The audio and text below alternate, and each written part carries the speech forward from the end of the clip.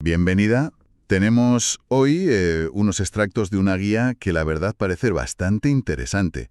La psicología de la influencia y la persuasión en la visita médica profesional. La firma un tal Alexander Persant Kohl. Y, ojo, que va dirigida muy específicamente a visitadores médicos en Latinoamérica. Efectivamente. Así que bueno, la misión hoy es meternos a fondo en cómo este documento coge los famosos 6 principios de Robert Cialdini, los de la influencia, y los adapta a ese entorno tan particular. Justo. Buscando eficacia, claro, pero la guía parece que insiste bastante en la parte ética también. Vamos a ver cómo lo desgrana. Precisamente. A ver, lo llamativo es eso, la adaptación tan concreta. Porque los principios de Cialdini, bueno, son conocidos por ser bastante universales, ¿no? Sí, sí. Pero aplicarlos en el contexto médico de Latinoamérica, donde la propia guía subraya mucho la importancia de la relación personal, la confianza, pues tiene su miga. Claro. No es solo vender un fármaco y ya está. La guía habla de construir puentes, de persuadir, pero de una manera informada, ética. Vamos a analizar cómo propone usar cada herramienta, ¿te parece? Perfecto. Pues venga, entremos en materia. El primero, reciprocidad. Ajá. La idea básica la conocemos todos. Si alguien nos da algo, pues como que nos sentimos obligados a devolver el favor, ¿no? Eso es. Pero, a ver, ¿cómo se aterriza esto en la visita médica, según este texto? Pues la guía lo pone como un motor, bueno, fundamental. La estrategia que propone es muy clara. El visitador tiene que ofrecer valor antes de pedir nada. O sea, no llegar directamente a pedir tiempo o atención para su producto. Exacto. No llegar con la mano extendida, sino, digamos, con algo útil para el médico. La idea es generar una especie de crédito relacional positivo. Una deuda, pero en el buen sentido. Entiendo. Entonces la clave, según la guía, no es intentar comprar al médico con detallitos sin más, sino más bien ayudarle de verdad en su día a día, ¿no? Justo eso. Se trata de ayudarle genuinamente. ¿Y cómo sugiere que se haga eso? Ejemplos concretos. Pues sí, da ejemplos muy prácticos. Por ejemplo, darle información clínica que le sirva de verdad. Resúmenes de estudios nuevos que igual no ha tenido tiempo de leerse. Ah, mira qué bien. O comparativas claras, datos de farmacoeconomía. Es decir, sobre si un tratamiento es eficiente en costes además de efectivo, ¿sabes? Cosas que le ayuden a decidir. Entiendo. Y siempre, recalca, antes de pedirle tiempo o atención para hablar de su producto. Tiene toda la lógica. No es dar por dar, es aportar algo que le facilite el trabajo al médico, que le sea útil. Exacto. Y va más allá de la pura información, ¿eh? Habla también de una actitud de servicio, de ser proactivo. ¿Cómo qué? Pues, no sé, ayudar a resolver algún pequeño problema logístico que tenga el médico, o quizá facilitarle el contacto con algún líder de opinión importante, los KOLs que llaman. Ah, los Key Opinion Leaders, médicos influyentes. Esos mismos. Son gestos que, bueno, construyen esa relación de yo te doy primero. Incluso leí que mencionaba las muestras médicas, pero con un enfoque distinto. Sí, sí, no como simple promoción de toma, prueba esto, sino justificando muy bien por qué esa muestra concreta puede ser útil para un tipo de paciente específico que ese médico ve a menudo. Vale. Vamos, que el mensaje de fondo que parece transmitir la guía es potente. Hay que transformar la percepción del rol del visitador. ¿Cómo? Que deje de ser visto solo como un vendedor y se posicione como un socio de información clínica. Alguien que aporta valor de forma constante. Entiendo. La idea es que esto, a la larga, no solo hace más probable la prescripción, sino que mejora la calidad de la visita, la disposición del médico a escuchar. O sea, que dar valor real primero es como la llave maestra. Eso dice la guía, la llave para la influencia ética a largo plazo. Interesante este reenfoque del rol. Bueno, sigamos con las herramientas. La guía también habla de compromiso y coherencia. Ajá. Este principio dice que una vez nos comprometemos con algo, aunque sea pequeño, pues tendemos a actuar para ser coherentes con eso. Exacto. ¿Cómo se aplica esto para influir en que un médico prescriba algo? Suena delicado. Pues sí, y la guía lo aborda de forma muy estratégica. Propone buscar pequeños síes al principio, pequeños compromisos. O sea, nada de pedir un cambio radical de golpe. Totalmente desaconsejado por la guía. Nada de pedir que cambie su pauta habitual de la noche a la mañana. Eso no funciona. Vale, más realista. ¿Y qué tipo de pequeños compromisos sugiere buscar? ¿Puedes dar algún ejemplo? Pues mira, una táctica clave que describe es la del compromiso piloto. ¿Compromiso piloto? Sí, consiste en proponer al médico que pruebe el producto, pero no a lo loco, sino en un número muy limitado y muy específico de pacientes. A ver. Algo como: doctor, doctora, ¿qué le parecería probarlo con sus próximos 2 o 3 pacientes que tengan este perfil Z tan concreto? Es un compromiso pequeño, acotado, con menos riesgo percibido. Vale, es un primer paso pequeño. Y una vez que consigues ese acuerdo mínimo, Pues hacerlo visible, reforzarlo. La guía sugiere mencionarlo en la siguiente visita. ¿cómo? Pues con algo tipo: doctor, ¿qué tal fue con esos pacientes del perfil Z con los que acordamos probar? Recordar el acuerdo activa esa necesidad psicológica de ser coherente con lo que uno mismo ha pactado. Ya. También se mencionaba la técnica del pie en la puerta, ¿no? Esa de empezar con algo mínimo, casi simbólico. Sí, esa también. Empezar pidiendo algo muy fácil de conceder. Por ejemplo, una simple opinión sobre un folleto nuevo o sobre un dato de un estudio. Algo que no cueste nada. Ya. Una vez que consigues esa pequeña colaboración inicial, pues es más probable que la persona acceda luego a peticiones un poquito mayores, como considerar la prescripción. Se crea como una inercia de cooperación, ¿sabes? Parece que la idea de fondo es acompañar al médico en su proceso, ¿no? Ayudarle a ser coherente con la información que él mismo va aceptando o validando. Exacto. Apela a su propia profesionalidad. El médico se ve a sí mismo como alguien que toma decisiones con base, que cumple sus acuerdos. Claro. El visitador, usando este principio, lo que hace es facilitar que la nueva opción, el nuevo tratamiento, se integre de forma coherente en ese marco de decisión del médico. Facilitar pequeños pasos consistentes. Muy sutil, la verdad. Bueno, otro pilar que analiza la guía, la prueba social. Ah, sí. La tendencia que tenemos a mirar qué hacen los demás para decidir cómo actuar nosotros. Sobre todo cuando hay dudas, ¿no? Y elegir un tratamiento, pues hombre, puede generar dudas. Y aquí la guía, de nuevo, introduce un matiz que considera crucial para el contexto latinoamericano. Así, ¿cuál? Afirma que no basta con citar los grandes estudios internacionales, que sí, que son la base científica imprescindible, pero que el peso de lo local, de los colegas cercanos, es enorme. O sea, ¿quieres decir que la opinión del colega del hospital de al lado puede pesar más que un estudio del New England Journal of Medicine? No necesariamente más en términos absolutos, pero sí de una forma diferente y muy, muy potente. La guía sugiere usar lo que llama el consenso regional. ¿Consenso regional? Sí, y mencionar siempre con confidencialidad, claro, la experiencia positiva de otros médicos respetados de la zona. ¿Poner un ejemplo concreto? Pues eso, el doctor García aquí en el hospital regional está teniendo buenos resultados con pacientes parecidos a los suyos. Algo así. Eso reduce mucho la percepción de riesgo para el médico que escucha. Claro, si a García le va bien, y es de aquí, pues parece menos alto al vacío, ¿no? Exacto. También habla de usar estadísticas de adopción locales, si existen y se usan éticamente, claro. Tipo. Pues actualmente este fármaco ya es la opción preferida por el X% de los especialistas en esta ciudad.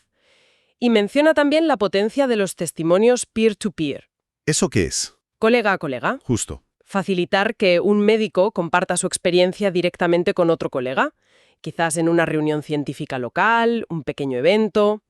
La credibilidad entre pares es altísima. Entiendo. Entonces, el visitador se convierte en una especie de, como de portavoz de lo que está pasando en la comunidad médica local. Esa es la idea que transmite la guía, sí. Mostrar que adoptar el producto no es ir por libre, sino que es sumarse a un consenso que está creciendo entre colegas respetados. Vale. Mitiga la incertidumbre, el miedo a ser el primero o el único. El mensaje es: tranquilo, la comunidad médica local ya está validando esta opción. Tiene todo el sentido, la verdad. Sobre todo en comunidades profesionales que pueden ser muy unidas. Vale. Y ahora, ¿cómo entra aquí la simpatía, el cuarto principio? Sabemos que es más fácil decir sí a alguien que nos cae bien. ¿Cómo se construye eso en un entorno tan profesional? Pues la guía lo enfoca en construir una conexión que se sienta auténtica, ¿sabes? No forzada. Y la basa en 3 pilares: buscar similitudes, hacer halagos sinceros y demostrar cooperación. Suena lógico, pero ¿esa búsqueda de similitudes no puede sonar un poco artificial si no se hace con cuidado? ¿Qué dice la guía? Es buena pregunta. La guía insiste mucho en la sutileza y en que sea genuino. Sobre las similitudes, sugiere investigar discretamente si hay algún punto real en común. No sé, quizá la universidad donde estudiaron, alguna afición que se sepa que tiene. Ya. Y mencionarlo de pasada, sin darle mucha bola. El objetivo es solo crear un pequeño puente inicial, nada más. ¿Y los halagos? ¿Cómo evitas que suenen a peloteo? Siendo muy específicos y sinceros. No vale el típico "qué buen médico es usted", no. La guía sugiere reconocer logros concretos, reales. Por ejemplo. Pues leí su artículo sobre tal tema y me pareció muy interesante. O admiro la precisión con la que maneja usted los casos complejos de X. Tiene que basarse en algo observable y que aprecies de verdad. Vale, algo tangible. Y el tercer pilar era la cooperación, has dicho. Sí, enfatizar una y otra vez que ambos, médico y visitador, comparten un objetivo final común, el bienestar del paciente. Ya. Posicionarse como un colaborador más del equipo de salud, alguien que trae herramientas para ese fin compartido, no como un antagonista que solo quiere vender. La síntesis que parece hacer la guía es que la relación humana importa, y mucho, incluso en este contexto tan técnico. Totalmente. Dice algo así como: la conexión humana precede a la conexión de ventas. Lo dice directamente. Fuerte. Subraya que proyectar confianza, respeto, interés genuino es fundamental y recalca que esto puede ser especialmente importante en culturas como la latinoamericana, donde la relación personal, suele tener un peso muy significativo en lo profesional. La simpatía bien entendida abre puertas. Entendido. Muy claro. Pasemos al principio de autoridad, el quinto. Ajá. Tendemos a hacer caso a figuras que percibimos como expertas, ¿no? Con autoridad. Pero claro, el visitador no tiene una autoridad formal sobre el médico. ¿De dónde saca esa autoridad entonces, según la guía? Pues viene del conocimiento y de cómo se comunica ese conocimiento. Es una autoridad que se basa en la competencia científica, en la credibilidad. O sea, no es jerárquica. No, para nada. Es, digamos, epistémica. Se basa en saber de lo que se habla, en dominar el tema. ¿Y cómo se construye esa autoridad basada en el saber? ¿Qué recomienda la guía? Pues pone el acento en varios puntos. El primero, y dice que es fundamental, un dominio científico impecable. Vamos, saberse la lección. Pero a fondo. El visitador tiene que conocer los estudios al dedillo, los datos de eficacia, los de seguridad, el mecanismo de acción, las comparativas con otros fármacos. Tiene que poder responder preguntas difíciles con solvencia, hablar el lenguaje de la evidencia científica. Ser un verdadero experto en su producto y en el área terapéutica. Exacto. Luego menciona los símbolos de autoridad, pero ojo, no se refiere a los títulos del visitador, sino a asociar la información con fuentes de prestigio. Ah, vale. Citar estudios de publicaciones top, menciona The Lancet, NEJM, revisiones Cochrane. Eso respalda lo que dices. Usar el prestigio de la fuente original. Justo. Y finalmente, aunque parezca muy básico, recalca la importancia de una presentación profesional impecable. La forma. Sí, la vestimenta, el lenguaje que se usa, la calidad de los materiales que se entregan. Todo eso son señales externas que, aunque no lo parezca, refuerzan la seriedad y la fiabilidad de la información que estás dando. O sea, que la autoridad se gana demostrando rigor, profesionalidad y un manejo excelente del conocimiento científico. Justo esa es la idea. El visitador tiene que ser como un puente de conocimiento fiable entre la investigación pura y la práctica clínica del médico. Vale. La confianza del médico se va a cimentar en esa percepción. Esta persona sabe de lo que habla, maneja información sólida y me la presenta con rigor. La autoridad aquí es sinónimo de credibilidad científica demostrada. Entendido. Y llegamos al último principio que analiza la guía, escasez. El sexto. Quizá para crear un sentido de oportunidad o de urgencia, pero controlada. No se trata de presionar de mala manera, Si no, sino de destacar por qué actuar ahora o por qué considerar esta opción en este momento tiene una ventaja particular. Una ventaja que podría no estar ahí siempre o no para todos. por ejemplo, ¿qué tácticas concretas sugiere la guía para esto? Pues sugiere varias cosas.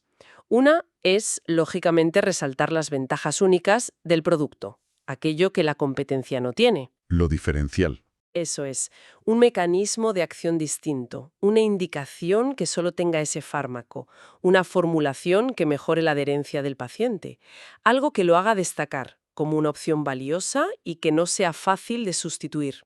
Enfocarse en lo que lo hace especial y difícil de encontrar en otro lado. Eso es.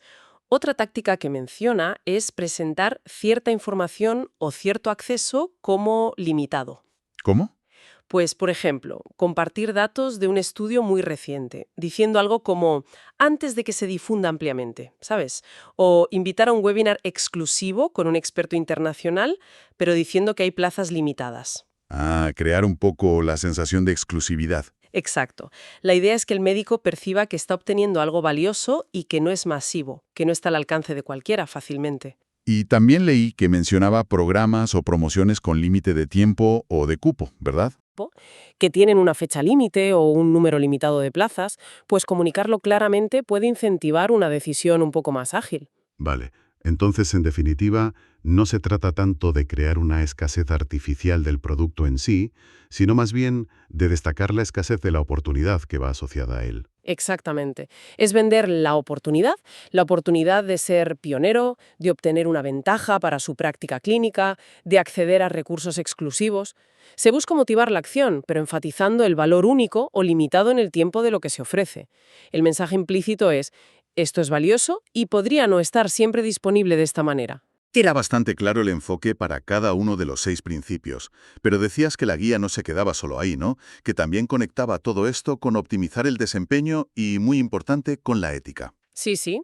Había una tabla que relacionaba principios, acciones y métricas, creo recordar. Sí, esa tabla es muy pragmática. Intenta traducir cada principio psicológico en una acción concreta que el visitador puede hacer y una meta medible. A ver, algún ejemplo. Pues mira, para reciprocidad, la acción es entregar un insight clínico relevante y la meta es mejorar la calidad del tiempo de visita. Lógico. Para compromiso, la acción es pedir acuerdos paso a paso y la meta incrementar la tasa de conversión a prescripción. Para prueba social, citar colegas regionales para acelerar la adopción del producto. Vale. Con simpatía, invertir tiempo en conexión genuina para aumentar la frecuencia y accesibilidad a las visitas.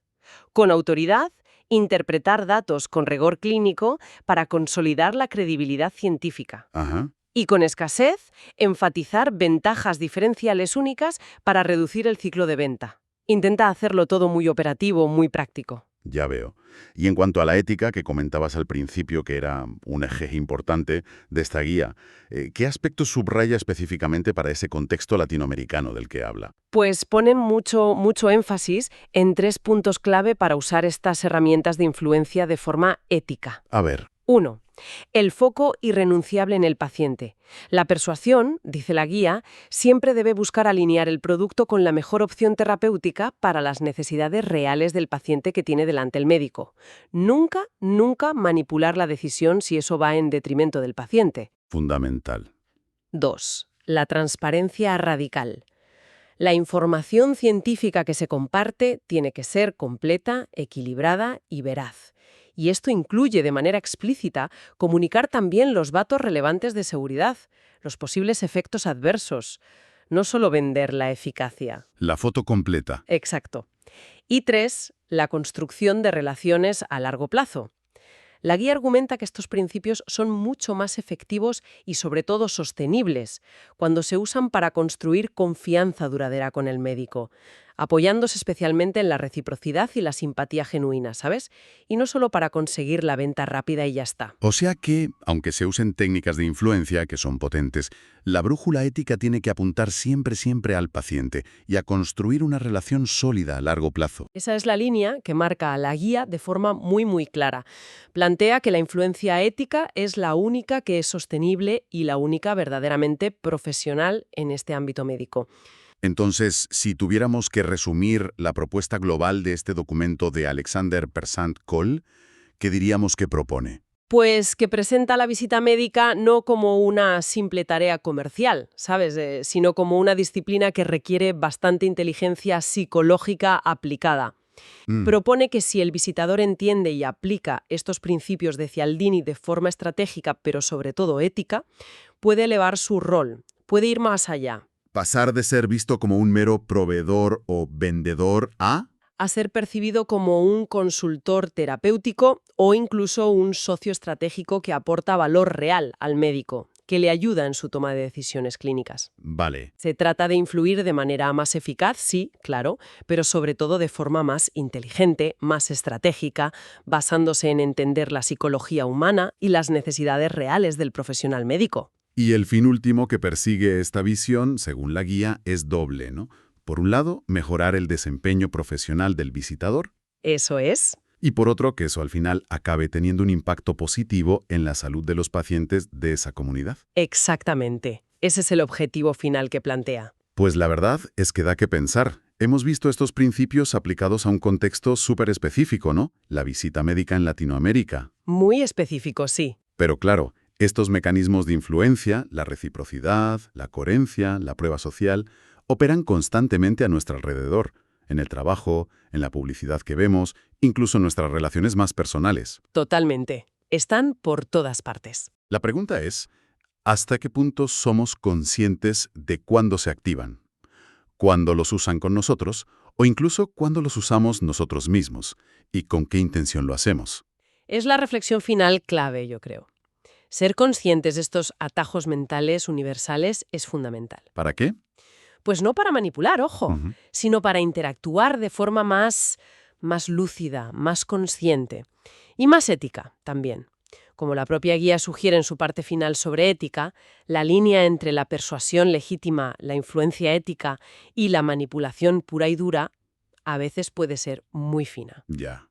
Entender estos principios, conocerlos, nos equipa un poco mejor para navegar esa frontera con más criterio, tanto cuando comunicamos nosotros como cuando recibimos mensajes de otros.